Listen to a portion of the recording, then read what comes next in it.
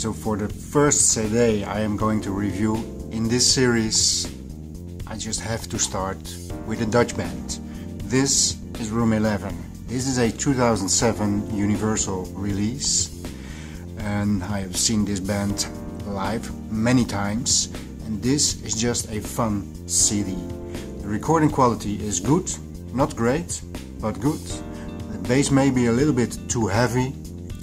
The atmosphere, however, on this CD is phenomenal. This is a CD that you can listen to in just one sitting, no problem. Also, what is very nice is the stereo separation on this CD. You should really be able to pick out all the instruments and their placement in the recording very easily. A few songs have all kind of little sounds playing in the background, and a good installation should let you hear all those sounds.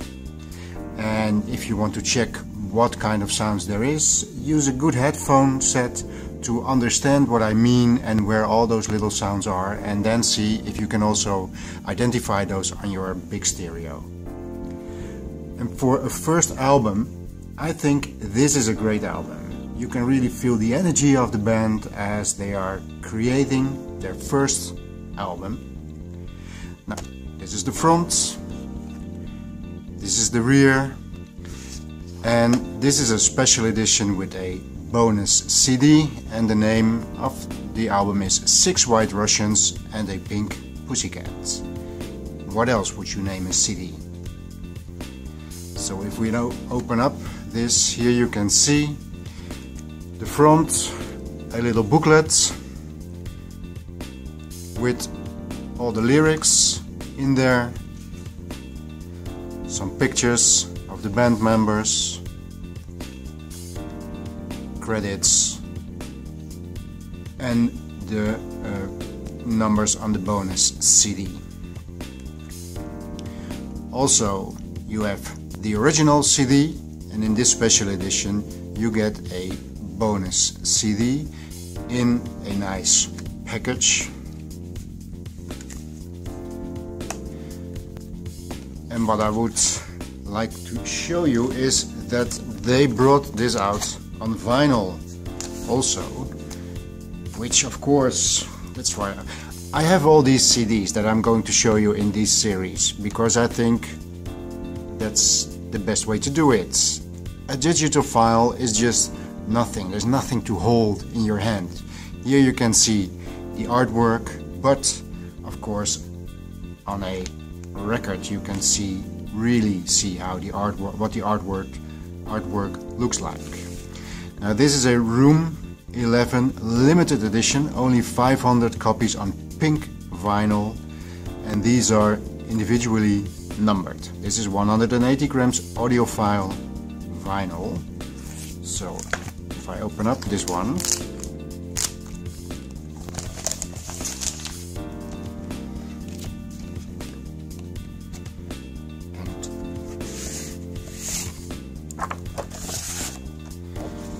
you get, of course, the lyrics again, and then there is the record itself on wonderful pink vinyl. I just love how they made this. Let's get it back in there.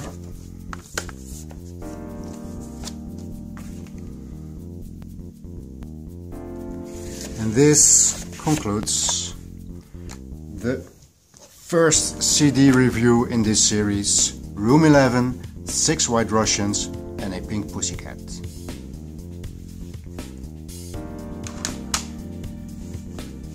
This is Little Earthquakes by Tori Amos, and this album was released in 1992, and this actually is the original CD that I bought 27 years ago, and still it's looking beautiful if you take care of your stuff.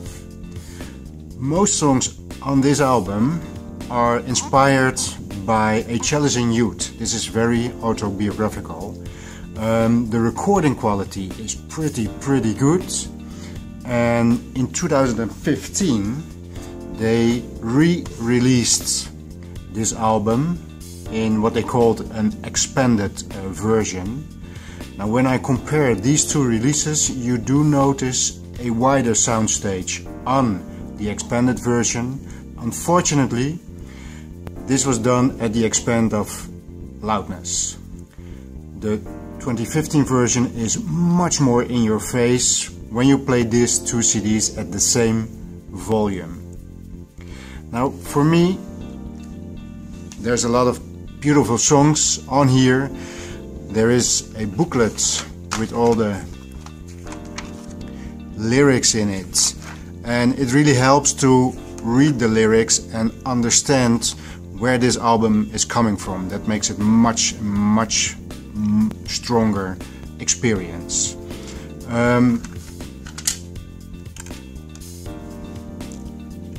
Just a nice little CD, and for me the most powerful song on the album is probably Me and the Gun, which is song number 11.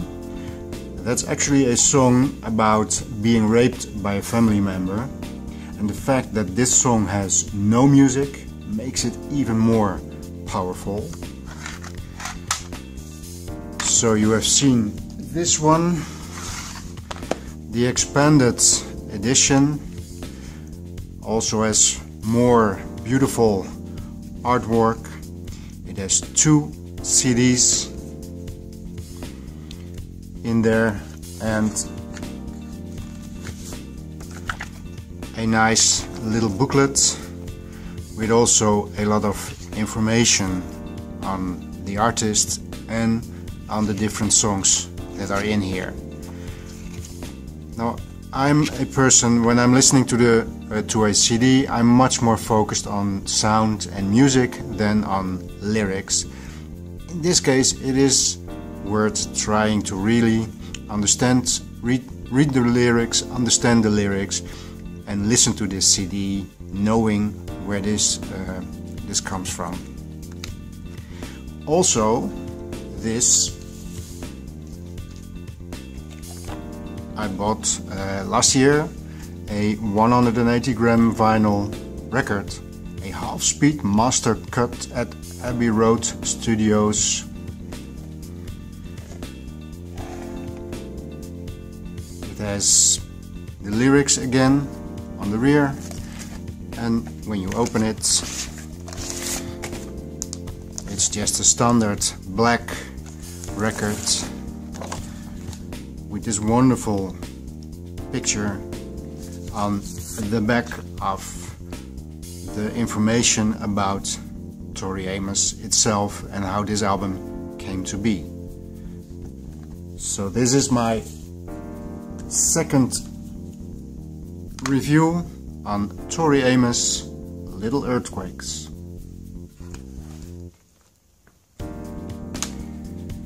Now this is an album you might all recognize. In this series I'm trying to show you some of the CDs that are not so regular, but this one should be included. This is Worrisome Heart from Melody Gardot. This is a 2008 release, and the recording quality on this CD is outstanding. I mean, background noise is almost non-existent. And I have seen her live last year, and wow, this is a real artist. If you ever get the chance to see her live, do it.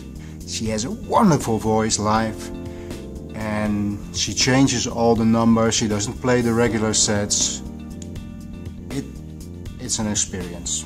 Go if you can. And also, this is a really what I call a late night, curtains closed, lights dimmed album, or maybe for a Sunday morning, because this sounds like a warm bath. And on this album she used a lot of different instruments. There's a Hammond B3, which is always a treat. There are trumpets, saxophones, there's a clarinet, Rhodes, lap steel, a violin, a Wurlitzer, a cello, a dobro. So this is really a good album to listen to all these instruments, and a good system would translate the specific sounds of all these instruments perfectly. This is the rear. just the names of the songs. Very simple, basic, beautiful inlay. Let me see if I can get this one out. A little booklet, some intro about why and how they made this, the people who are playing on the different songs and what kind of instruments they are using, some credits, and that's it. And of course I also got the record, and this, as I said before, you know, artwork on a CD is nice, but artwork on a record is great. So the front is exactly the same as the CD, and the rear is more or less the same as the CD. Now this is interesting. I bought this for a normal price, but when I got it, it surprised me that this is a 45 RPM record, meaning you play it at 45 RPM instead of the normal speed that you are using for a record.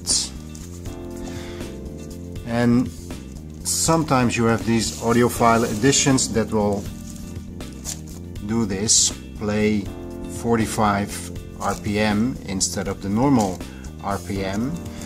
And the idea behind it is that at a higher speed you can get more information into the grooves. That's probably not a very good explanation, but that's why they do it. So let me put this back in. And this is my last CD for today, which is Worrisome Heart from Melody Gardot.